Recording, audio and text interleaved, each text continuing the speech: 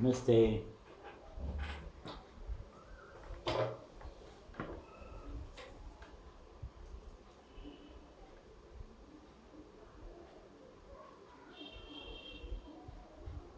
Namaste. Namaste to all of you. Hope you had a good week. Nice, good food and spending time with your family. I can say the little girl Vedika there. Little girl, yeah. Namaste. So last week we discussed about our own struggle with our inner demons, unconscious inner demons like Kama, Krodha, Lobha, Moha, Mada. And because of which these demons, they block our realization of our inner potential. They frustrate our efforts. As we interact with the world, we should be able to invoke and realize our potential for health and happiness and love. But that's not happening because of these blocks, habits in our personality, unconscious habits. And we are struggling. The more we struggle, the weaker we feel. Our energies are dissipated in this inner struggle, inner battle. So, and we feel as though we have fallen into a tar pit. The more you try to come out of it, the more you plunge into that. So we need some help. Help from transcendental metaphysical regions. And is that help possible? Is there any compassion in the heart of truth, reality, or God? Any care for us, concern for these tiny little human beings living on a tiny planet floating 12,000 miles per hour around the sun? Is that possible, is the question. And we have seen, yes, there is compassion in the heart of truth, reality. God is compassionate. And He has that ability, sarvajnatum, to care for every individual beings in this world, in His creation. So you helplessly put up your hand and the help comes.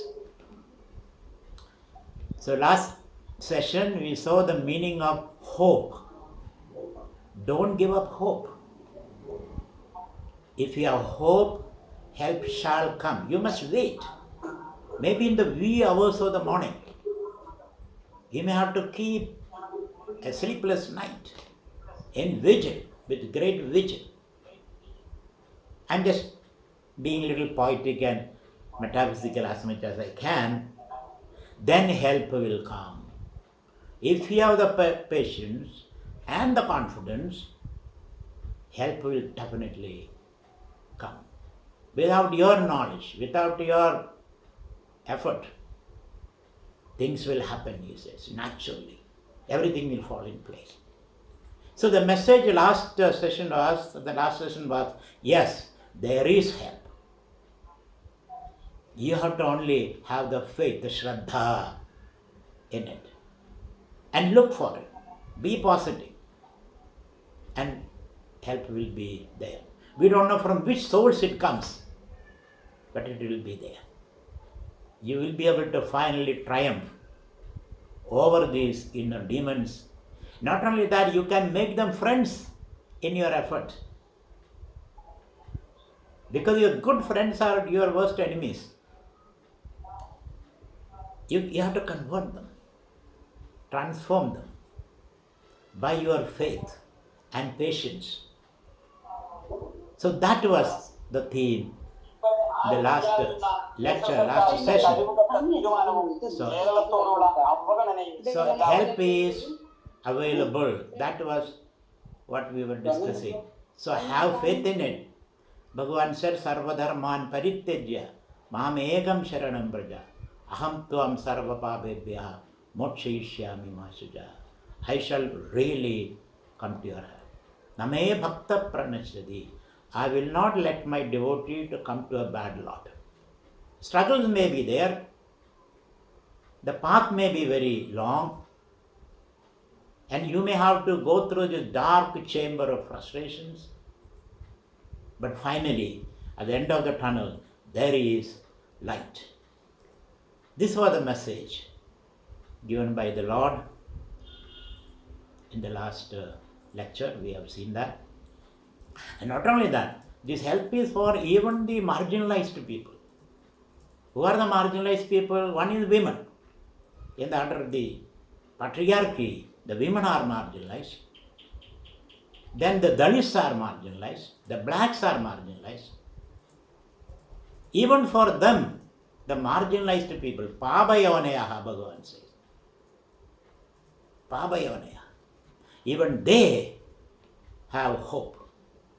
They have to wait. Hope is there. They also will be liberated. By Pabayoneyaha. Even criminals, hardened criminals, Bhagavan says. Apiche Suduracharaha. Sadhureva samandhavya. Even if you are a criminal, once this transformation or conversion happens to you, then you are your essential nature, which is Brahman. These are the things we saw last time. And today, we are reflecting upon what is the nature of this reality, this truth, which we call God, Ishvara. In Sanskritam, we use the word Ishvara or Bhagavan or Prajapati. These are the words used for Ishvara. In the English language, God. So for us, truth is alive. It is compassionate. It is consciousness. Truth is not a thing.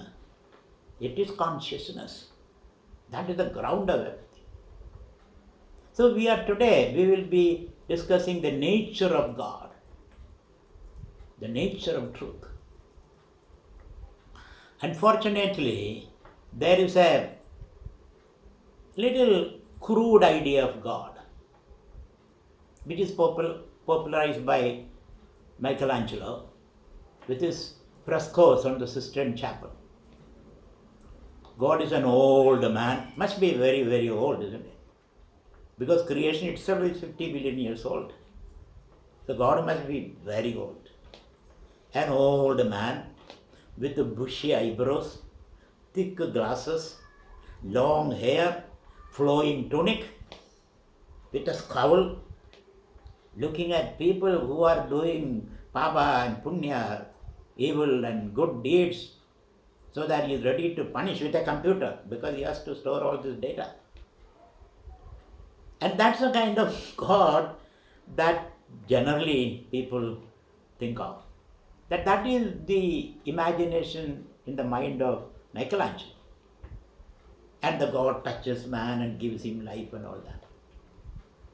But what is the Bhagavad Gita's understanding of divine, with whom we can have a one-on-one relationship? Not only individually, collectively. We can have a relationship. We can communicate.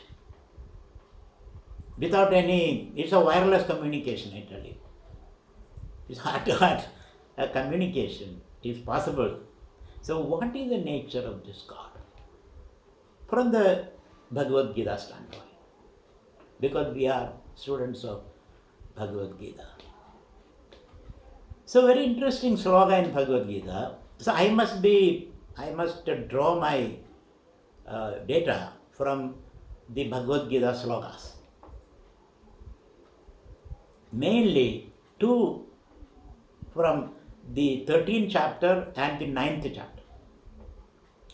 13th chapter, 12th 13th and 14th slokas. That is my resource for this talk. 13th chapter, 12th, 13th and 14th slokas, and 9th chapter, 4th and 5th slokas. And of course, there is the 10th and 11th chapter. These are the chapters which talk about the nature of God. So those who are interested in Bhagavad Gita's in detailed study, they can you can write down these numbers.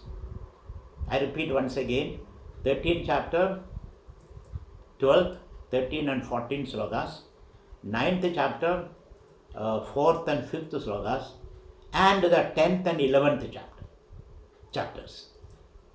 So my talk will be based on these slokas and chapters. So what is the understanding of God that Bhagavad Gita espouses, Bhagavad Gita gives us?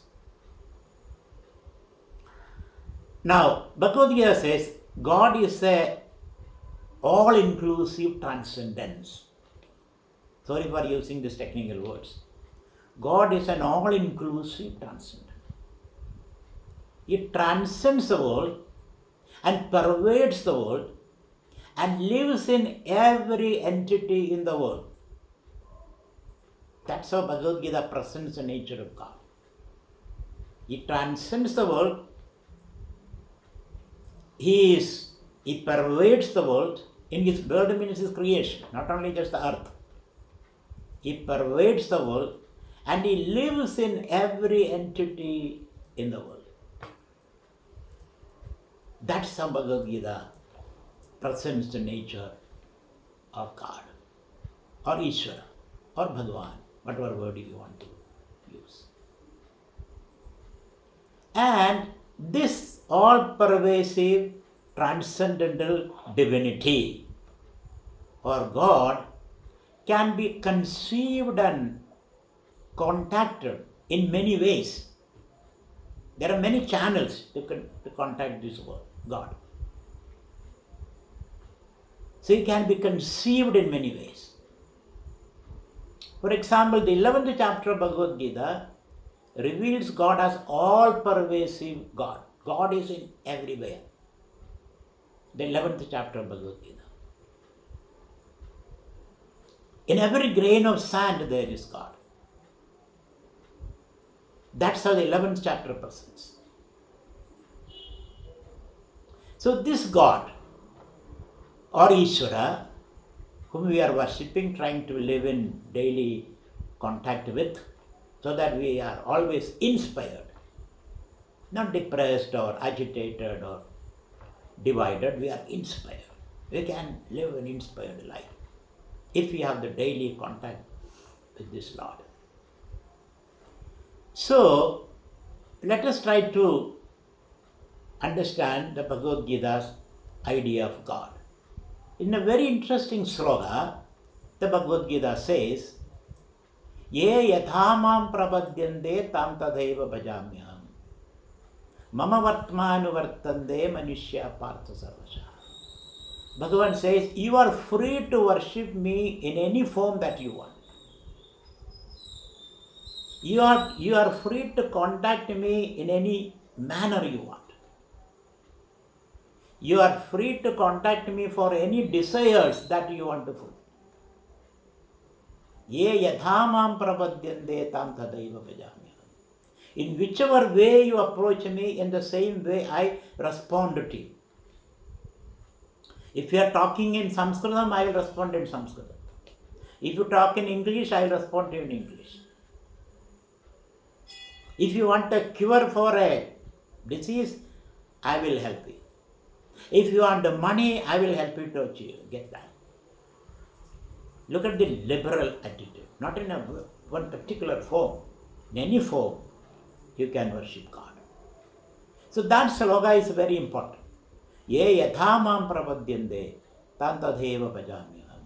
Mama vartmanu vartande manushya partha sarvasha. All beings are seeking me, the Lord says.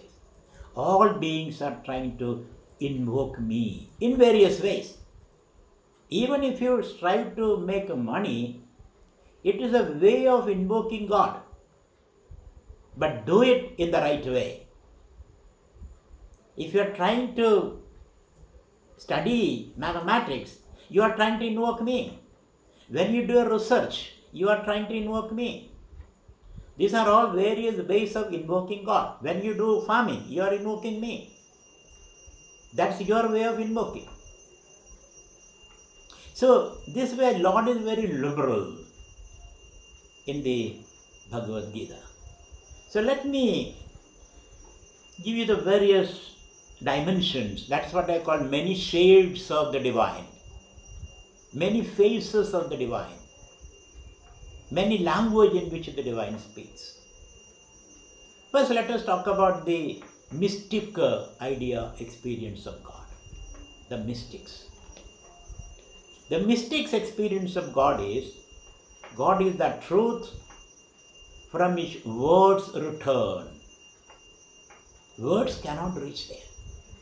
You cannot describe the divine completely and exhaustively. You can only blabber a little bit.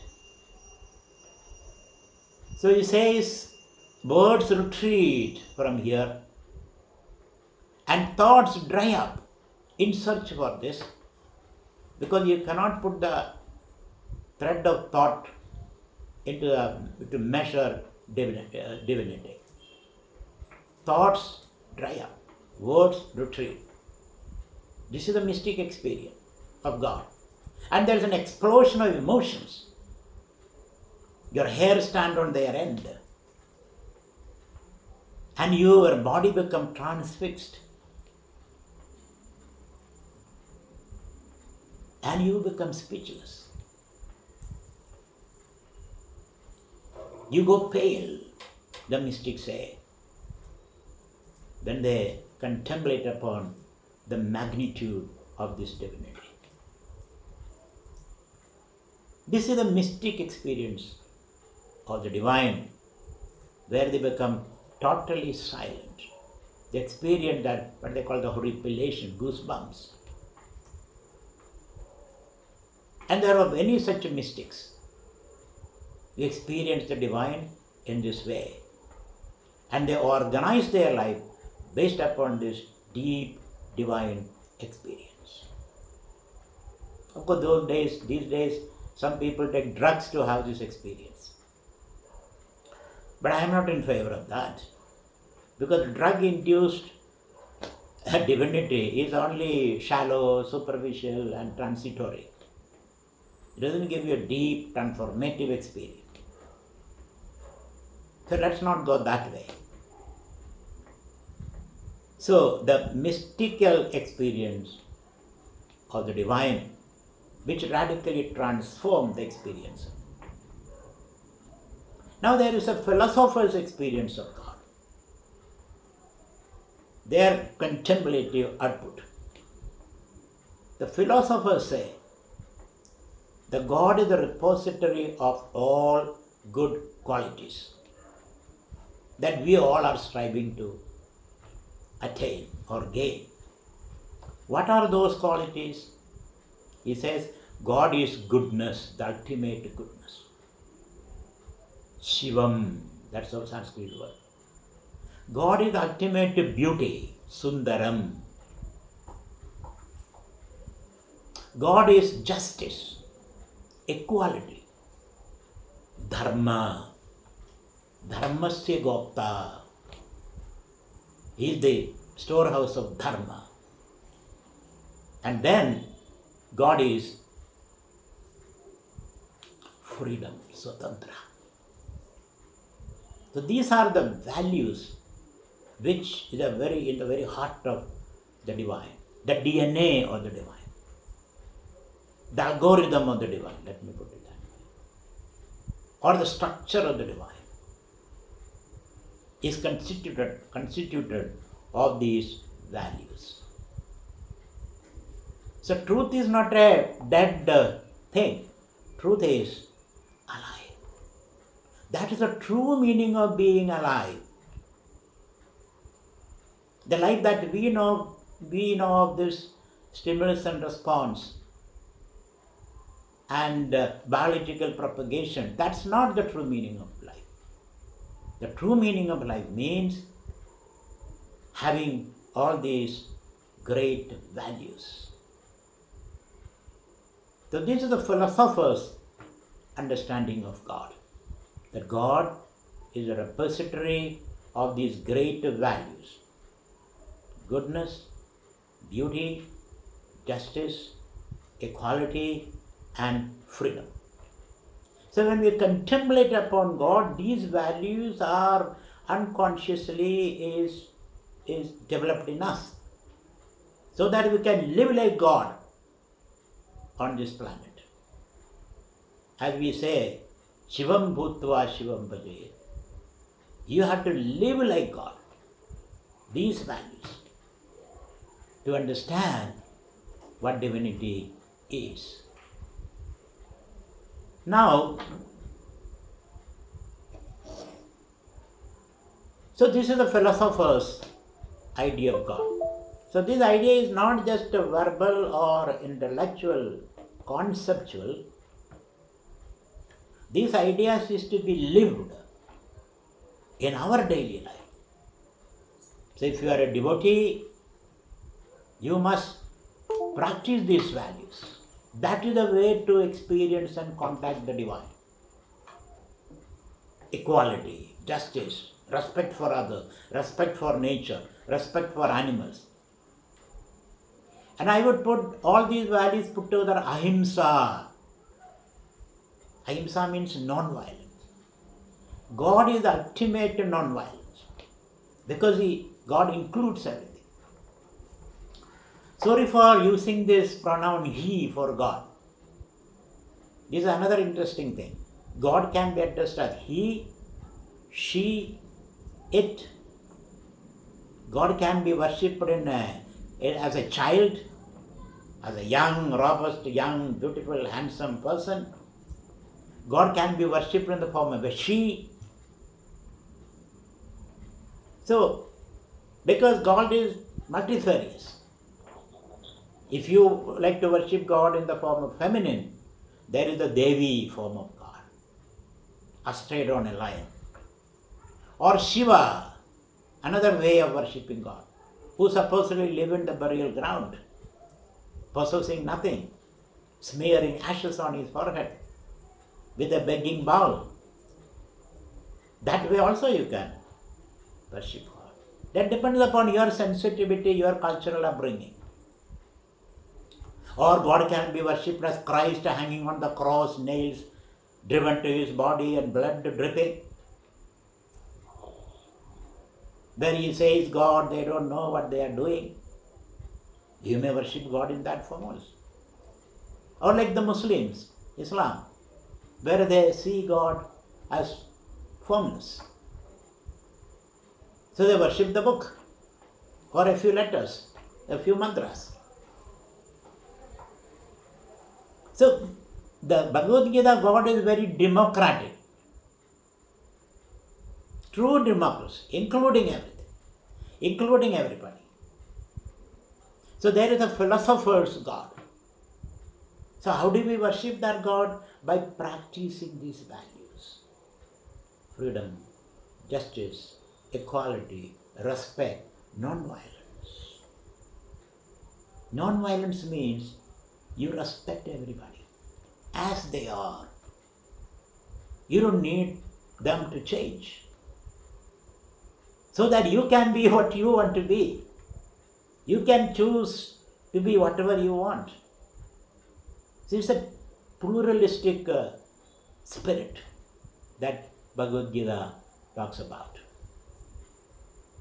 That you are able to give space for everybody in your consciousness. That everybody can grow in their own unique way, so that you can grow in your own unique way. So as they say, there are many kind of flowers in the garden of God. So that is the philosopher's idea. Indian philosophy is not just an intellectual exercise. Indian philosophy is a total commitment to live what you are preaching, what you understood. Then alone God become an experience, a totally transforming and transcending experience. This is the philosophers. Bhagavad Gita talks about that. Bhagavad Gita also talks about a poet's God. Who is a poet? A poet is one who sees beauty everywhere. In a flower that blooms in the morning and fades in the evening. A child which frolics in the mud. Or an old woman smiling a toothless smile. As somebody said, I asked the mulberry tree, what is God? And the mulberry tree bloomed. The mulberry tree bloomed. And you can see God in the running waters, in the ocean, in the full moon. This is the poet's God. And when the poet sees nature in its full glory, he gets goosebumps. He gets an experience of God. As poet Keats said, who can see the whole universe in a grain of sand and an ocean in a drop of water? And beauty, the whole beauty of the world in a flower. He is experienced God. If you can see if you can see the whole universe in a grain of sand, or even a milestone, let us say, oh, here is God in this also. As somebody said, I walk miles to see such a person who can see God in a milestone. This is sensitivity, a deep experience. So this is the poet's God. I know we are not poets, we are not philosophers, we are not mystics. So where is my place in this scheme of God realization? I'll be coming to that. So let us say the mystic's experience of God, where he becomes speechless, where he doesn't have, words have no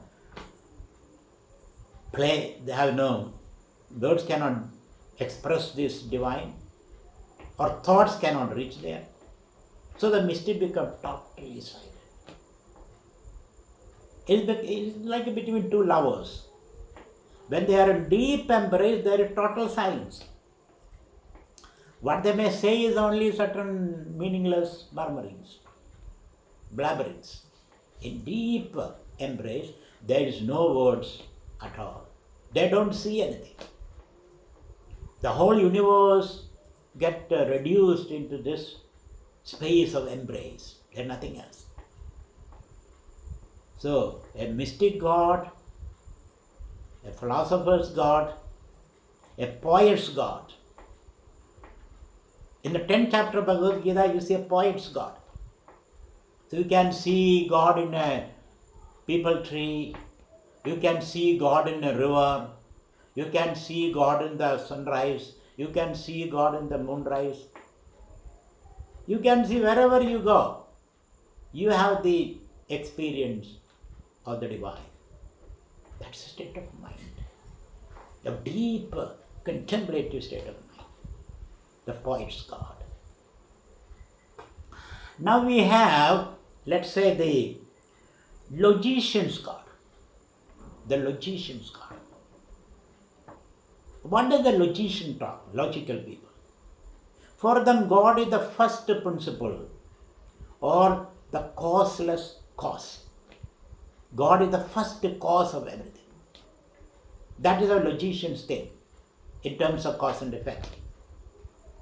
So you know you have a set of parents, they have their parents, they have their parents. If you go back ad infinitum backward, what is the first cause? That itself cannot be caused. If that itself is caused, then there will be another cause. Lead to a problem of endless, going back endlessly. So therefore, there must be a first cause. That's a logical necessity, they say. The logical necessity, according to the logicians, says that there should be a first cause for the entire universe. That is God, he says. That is a logician's God. It may not have any, that God may not have any feeling, but still there is a God. So I talked about mystic God, poetic God, philosopher's God, logician's God. And the logician, for a logician, God is a transcendental reality, the first cause, which is not in the world. But for a philosopher, God is in the world also. Like Spinoza. He said God is in the world. The whole universe constitutes the body of the divine, or the presence of the divine. So, these are the various ideas of God, and we feel we are nowhere in this description of God. Because you are not a poet, not a philosopher, not a mystic, not a logician. Is there any other way of understanding God? And even a scientist has an idea of God. Probably we may not believe that. A scientist also is inquiring into the source of the universe. Where did the universe come from? So they say it all started with the Big Bang. The Big Bang, that big sound is God for them. The Big Bang. Big Bang is a sound. Like in Hinduism we say the world originated with a big sound. Oh. The Om is God. And by chanting Om, you can establish relationship with the divine. So I would equate scientists with worshippers of Om because they worship the sound. There's a Big Bang. And energy starts flying apart, and then with a terrible heat, and it's cooled down, and so on and so forth. So that sound, Om, the Big Bang sound. So I would include the scientist also, the materialistic scientists who supposedly don't believe in God. From Bhagavad Gita standpoint, they also have some kind of a faith, some kind of an understanding of the divine. And that gives them goosebumps when they think about the Big Bang and the black holes and then a point of singularity. Their mind expands and their gaze goes up or goes in. So they also have an experience of the divine. But we are not scientists. So where do we stand in this scheme of things? Now let us say an ordinary person like you and me, a grahastha, a family person with children and husband and spouses and then grandparents and the job and then all kind of anxieties and tensions and quarrels and fights and then uncertainties. What is our understanding of God? What kind of God we need? He says, for us, God is karma bhaladada. God is the one who dispenses the fruits of our actions. Please understand. Because we know we are very active people, we are doing all kind of work. Day in and day out, we are sorting it out to get some result. That we should have a good job, good income, a house in a good place.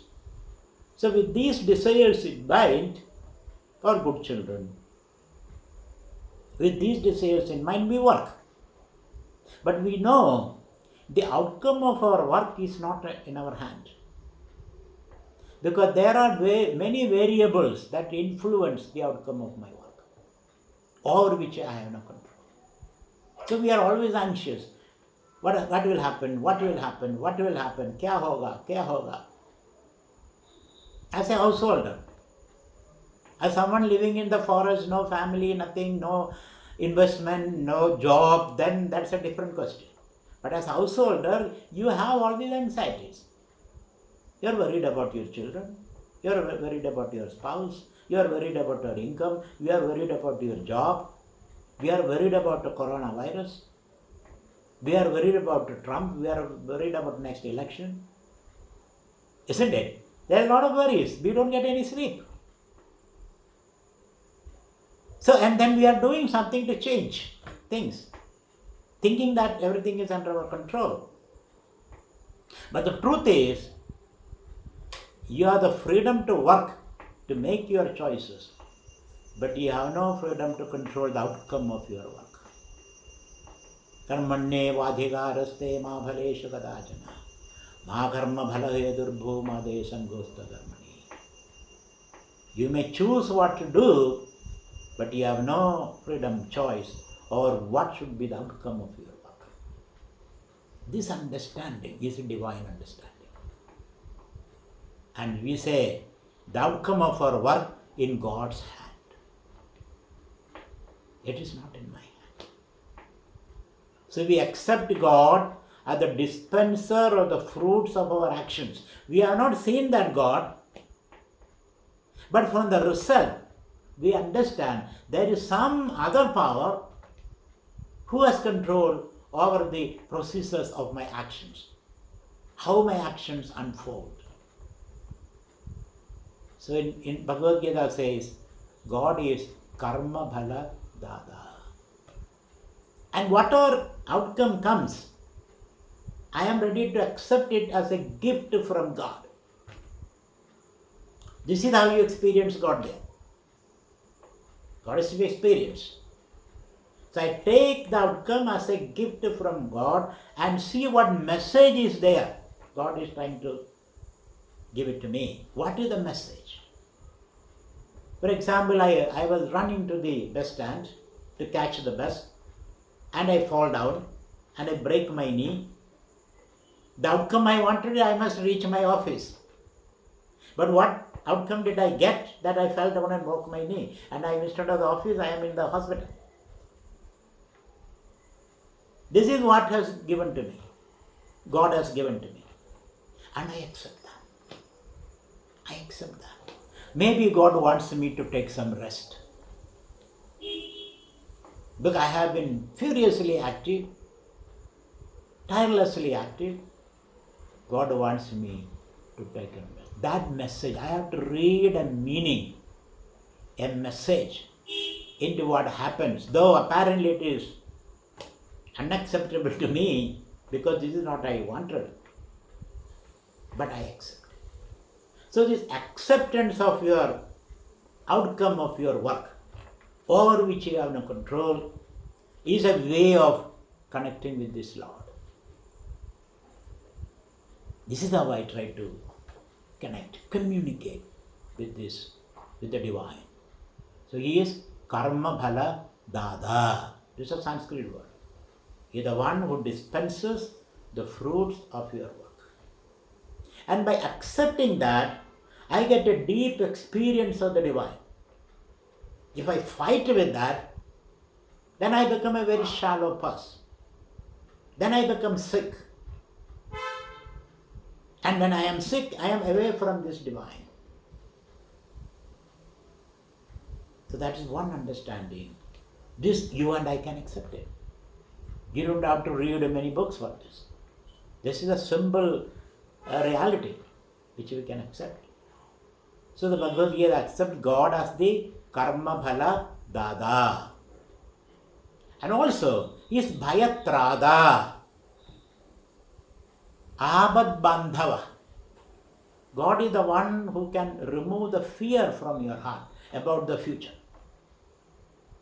Because we all are afraid about the future. What will happen? I don't know. Things can go much bad, very bad. This is what we are thinking all the time. So when we think of the divine as the bhayatrada or abad bandhavaha, God is the one who come to the protection of the protectionless, the helpless. God comes to the help of the helpless. In which way we don't know. We have already seen that. The avatara, the incarnation of God. In some religion, God sent the only begotten Son to help. In some other religion, He sent His messenger. But in Hindu religion, God Himself comes. As Krishna, Rama. Sometimes He comes in the form of a turtle. So when you see a turtle, don't kick it with your leg, with your feet. The turtle also may be a manifestation, incarnation of God. Or God can manifest in the form of a fish. The fish also is intelligent. Matsya Kurma Varaha Narahari. Or God can come in the form of a boar. B-O-A-R, not B-O-R-E. Isn't it? So God can come in the form of a boar. We don't know in which form He comes to help you. To help you. So He says it can come in the form of a fish, or a turtle, or a boar, or a lion. A lion. Prahlada, he appeared in the form of a lion. So He is Bhayatrada. He is the one, God is one, who can protect you from fear, save you from such situation. Have faith in that. And again, Dharma Gopta. Bhagavan says, Yada yada hi dharmasya glanir bhavati bharata abhyudhanam dharmasya tadatmanam srijami. We have seen in the last chapter, in the last lecture.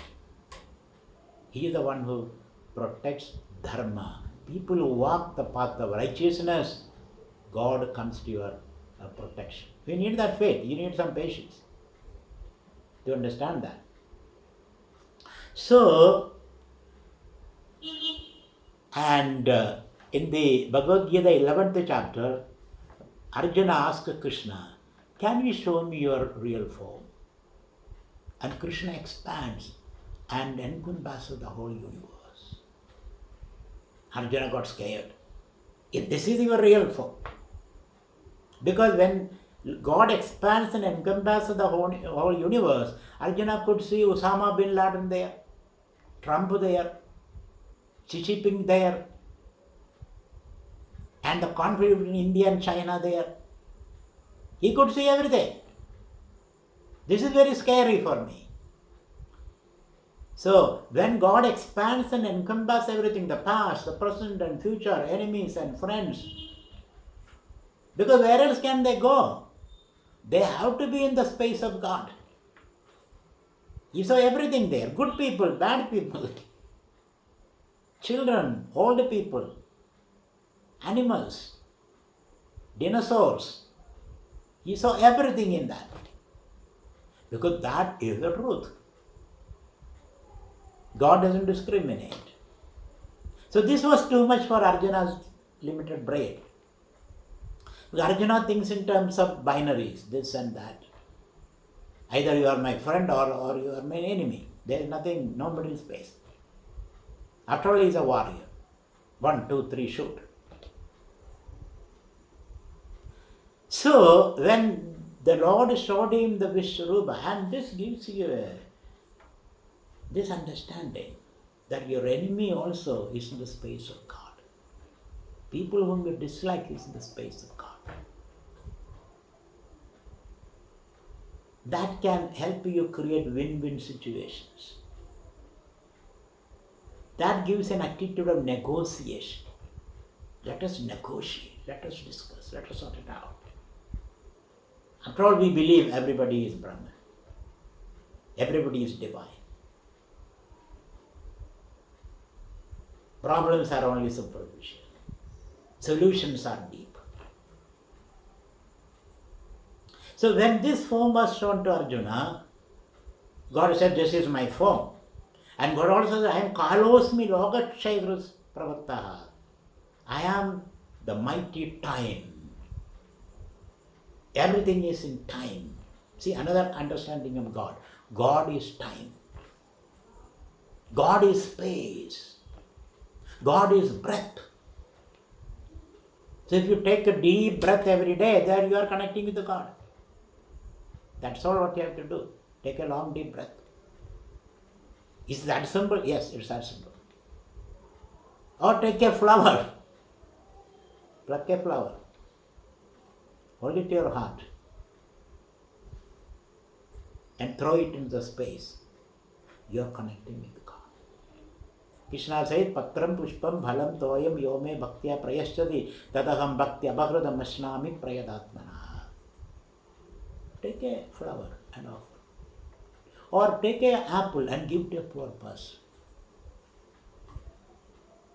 Or, I cannot do anything in this world. This world is so difficult. With that attitude, you drop a tear drop from your eyes. In anguish, you connect with God. It may look very simple, but that act is a great act. An ability to take an apple and give to a friend or a poor man, poor person. So he says, God is all this. This was too much for Arjuna's binary thinking. How can my enemy also be God? How can Osama bin Laden be God?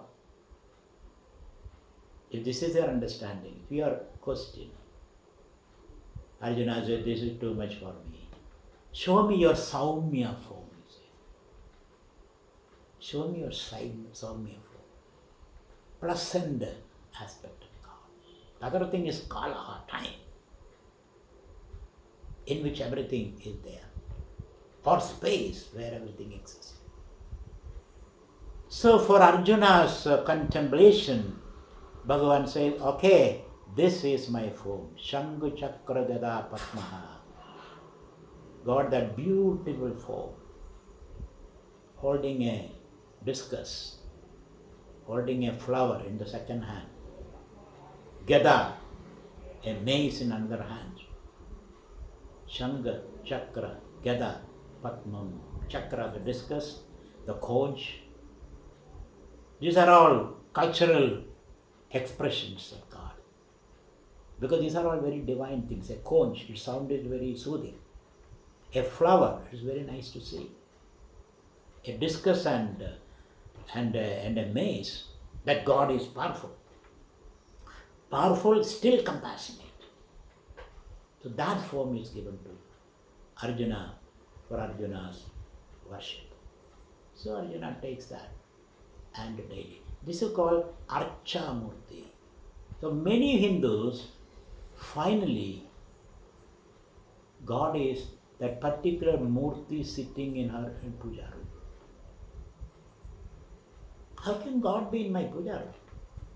I bought this particular Murti from Rajasthan.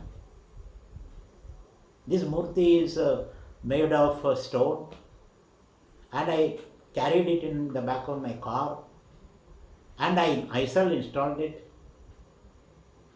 But once you install this Murti, or download that Murti, let me put it that way, and put it in your puja room, that Murti is God for you. There is an expression in the Hindu scriptures, Purnamada Purnamidam. God is complete. And the God that you worship in your puja room in that particular Murti also is complete. Also is complete. As I told you, if you can see God in a piece of stone in your puja room, that ability to see God in a piece of stone is very, very divine ability.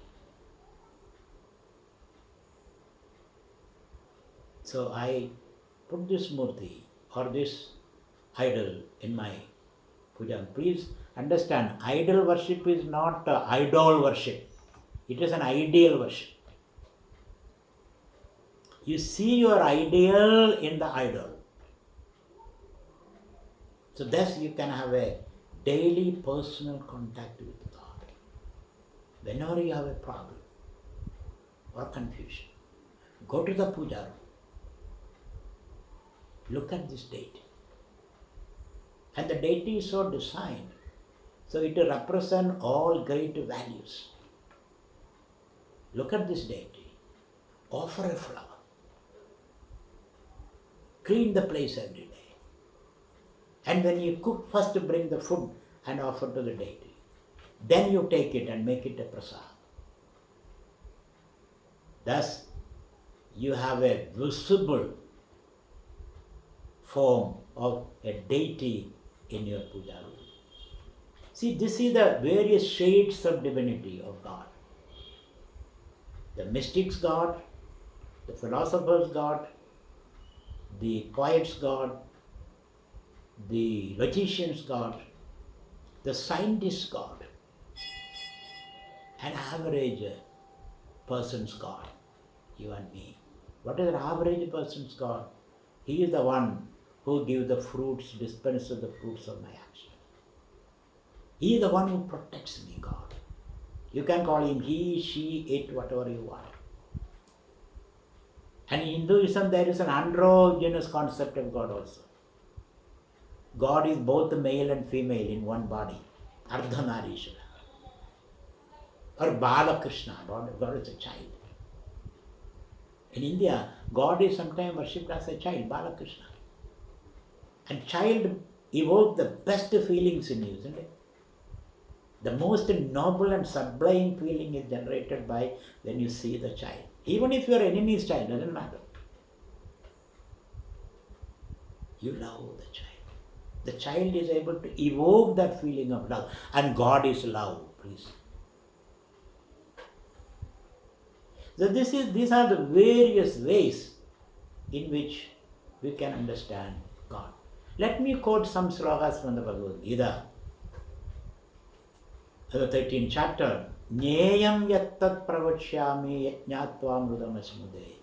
Anādimad param brahma nasattan nasaduchyade. Bhagavan says, now I will talk to you comprehensively about God. Nyeyam means God. What is that?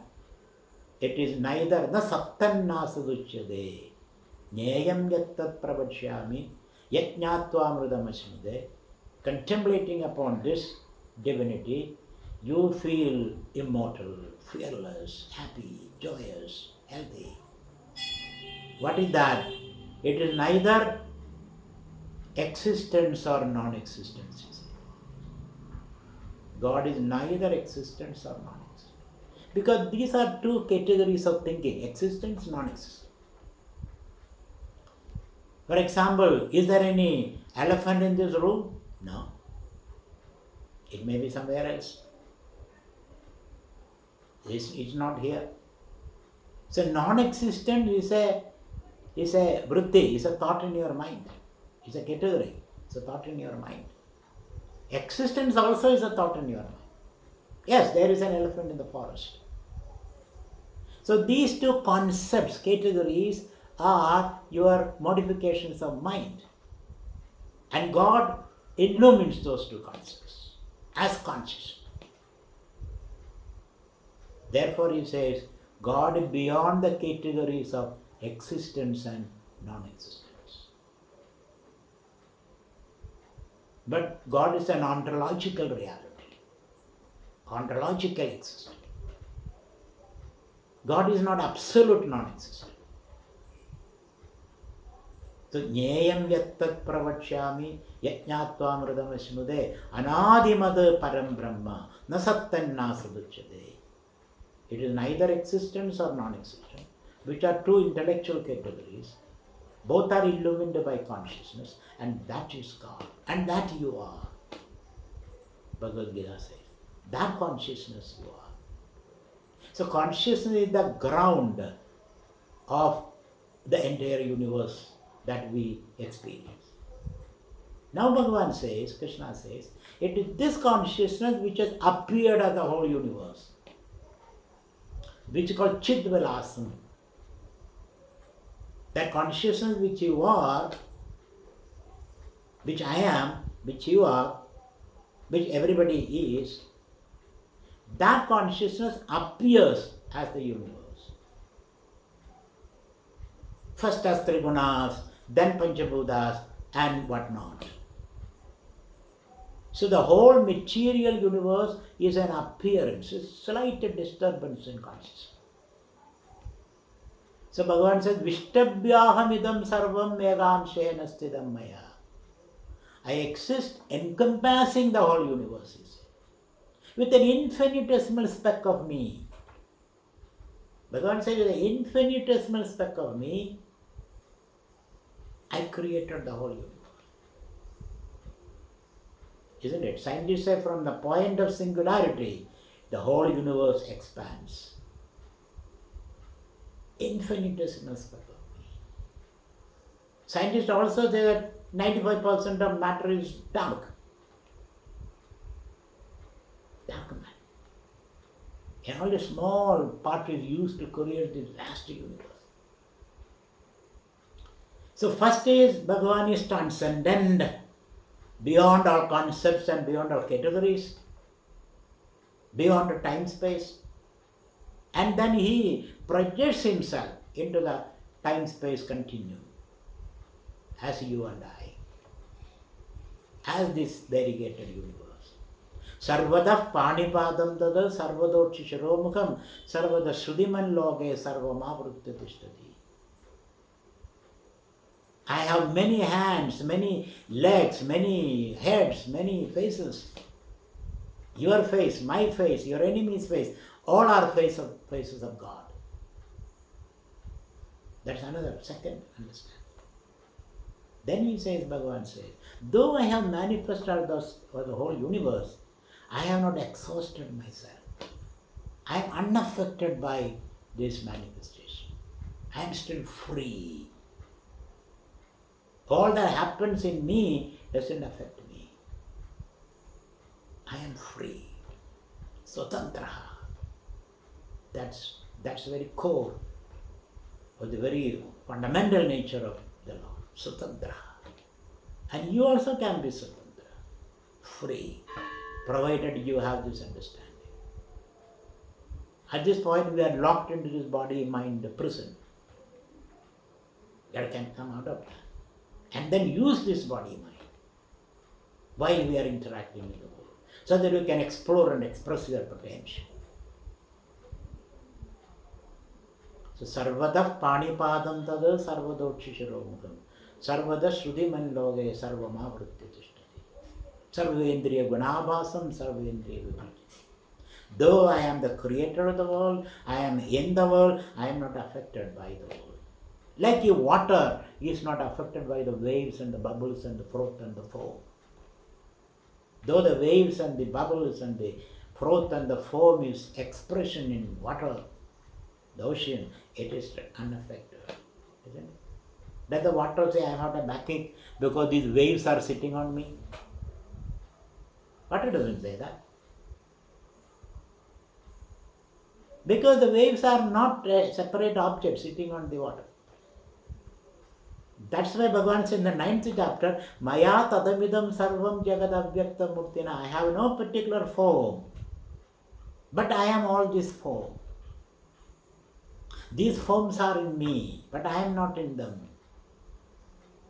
In fact, I myself appear as the form.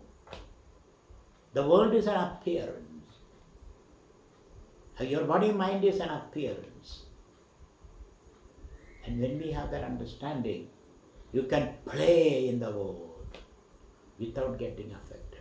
You can play any role in the world without getting affected. I can play the role of a beggar. You can play the role of a king. But we are free from all this. This freedom, while we are interacting with the world, is the true freedom that Bhagavan talking about. It's like watching a movie. We have already seen that. So friends, there are different ideas of God. Egam sat vipraha bhavadavadandi. Truth is one, but you can describe it differently, approach it different in different ways. You can be a Christian or a Muslim or a Hindu or an atheist. I tell you, atheists think of God more than you and I.